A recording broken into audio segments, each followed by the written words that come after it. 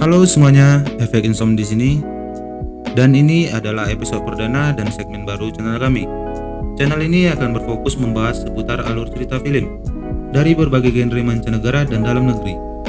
Dan di episode pertama kali ini, gua akan menceritakan alur cerita dari film Mr. Sick. Film ini menceritakan tentang seorang mantan gangster dihormati yang tinggal di sisa-sisa Beijing lama, mencoba membebaskan putranya dari kesalahannya dengan metode dan keyakinannya sendiri. Gak usah banyak basa-basi, langsung aja masuk ke dalam alur ceritanya. Adegan pertama di film ini menampilkan Mr. Sick berkeliling di sekitar pemukimannya, sampai ketika dia mendengar suatu keributan dan dia pun langsung mendatangi tempat tersebut.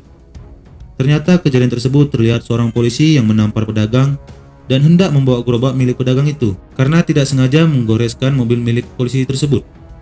Tetapi Mr. Sick menahan gerobak tersebut dan bertanya, kenapa gerobak itu dibawa? Ternyata gerobak tersebut tidak memiliki izin dan Mr. Sick melepaskan gerobak itu karena emang salah pedagangnya. Dia pun mengganti rugi lampu mobil polisi itu yang telah ditabrak pedagang. Saat polisi itu mau pergi, Mr. Sick langsung menahannya dan memberitahu, kau urus saja urusanmu, bagaimana dengan dia? Pedagang yang ditampar sama polisi tadi. Mr. Sick menyuruh pedagang tersebut untuk menampar polisi itu, tapi dia malah diam dan tak berani. Akhirnya Mr. Sick hanya menampar pelan dan menasihati polisi itu. Singkat cerita, Mr. Sick berjumpa dengan temannya, Scraper, yang pernah mabok bersama anak Mr. Sick, yaitu Bobby. Dia pun memberitahu alamat rumah Bobby. Selanjutnya, Mr. Sick pun pergi mendatangi alamat rumah Bobby. Sesampainya di sana, Mr. Sick tidak melihat anaknya, malahan hanya temannya Bobby. Temannya tersebut memberitahu bahwa Bobby tidak ada di sini. Dia sedang mengalami masalah. Bobby ditahan dan dipukuli karena telah meniduri pacar orang. Tentu saja pacar cewek tersebut marah dan memukul Bobby. Setelah Bobby sembuh, dia tidak bisa melupakan begitu saja. Dia pun menggores mobil pacar cewek tersebut. Bobby diberi waktu 3 hari, kalau tidak kakinya akan dipatahkan. Kemudian Mr. Sick bertemu dengan seseorang di kafe. Orang tersebut memberitahu ke Mr. Sick, orang yang telah menahan anakmu hanya sekumpulan anak-anak yang suka balapan. Orang itu pun memberitahu bengkel anak-anak itu. Singkat cerita, Mr. Sick pun melakukan dengan berpura-pura menjadi jasa kirim barang untuk berjumpa dengan orang yang di bengkel tersebut. Mr. Sick pun mengetahui nama yang telah menahan anaknya, yaitu Chris. Lalu Mr. Sick mendatangi bengkel tersebut dan kebetulan si Chris ada di situ.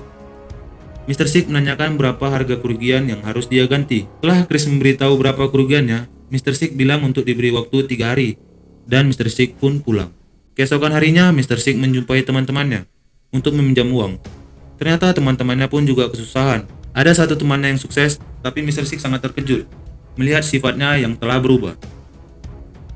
Singkat cerita, Mr. Sick pun menemui Siasi. Siasi menanyakan sudah berapa terkumpul uang yang telah Mr. Sick pinjam. Siasi pun memberi uang cukup banyak hingga uang itu pun akhirnya pas untuk melunasi utang anaknya. Besoknya Mr. Sick dan Chris berjumpa di bengkel untuk menyelesaikan masalah anaknya. Tetapi hal buruk pun terjadi. Chris sangat marah melihat mobilnya yang didempul oleh Dong Zhao, temannya Mr. Sick.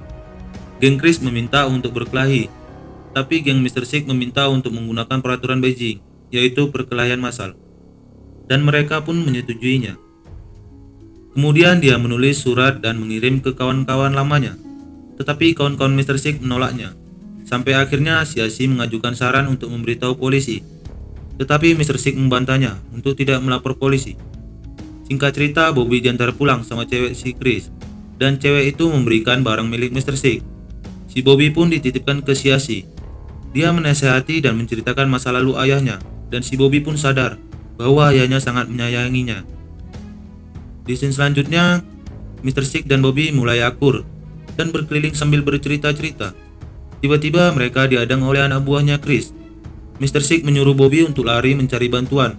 Tetapi si Bobby mutar balik karena melihat ayahnya dikeroyok. Bukannya bisa menolong, malahan Bobby dipukul sampai pendarahan di kepalanya yang cukup parah. Singkat cerita, Mr. Sick mendapat telepon dari seseorang untuk mengembalikan surat dan mengancamnya. Kemudian Mr. Sick mencari surat di tempat sampah. Setelah diselidiki, surat itu berisi laporan rekening milik Chris yang berisi 7,8 juta euro. Uang tersebut adalah hasil korupsi ayahnya. Kemudian Mr. Sick menemui Chris di rumahnya. Chris menawarkan sejumlah uang untuk mengembalikan surat itu. Tapi Mr. Sick meminta untuk menyelesaikan masalahnya satu persatu. Dia mau menyelesaikan masalah anaknya terlebih dahulu dan tetap melakukan pertarungan massal. Yang menang bisa melakukan apa saja ke tim yang kalah. Mereka berdua pun akhirnya sepakat. Besoknya Mr. Sig kirim surat-surat itu ke polisi, atau kalau di Indonesia ke KPK. Scraper, Denzo, dan Siasi berkeliling menemui teman-temannya dan memberitahu keadaan penyakit Mr. Sig sekarang yang sudah sangat memprihatinkan. Hari pertarungan pun tiba. Meskipun hanya seorang diri, dia tidak gentar.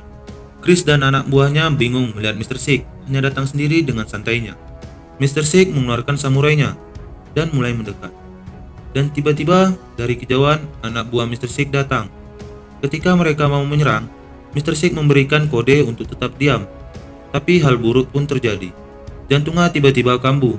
Dia tetap menahannya dan berusaha bangkit. Chris pun melihatnya tidak tega. Disinilah Mr. Sig pun tumbang dan meninggal.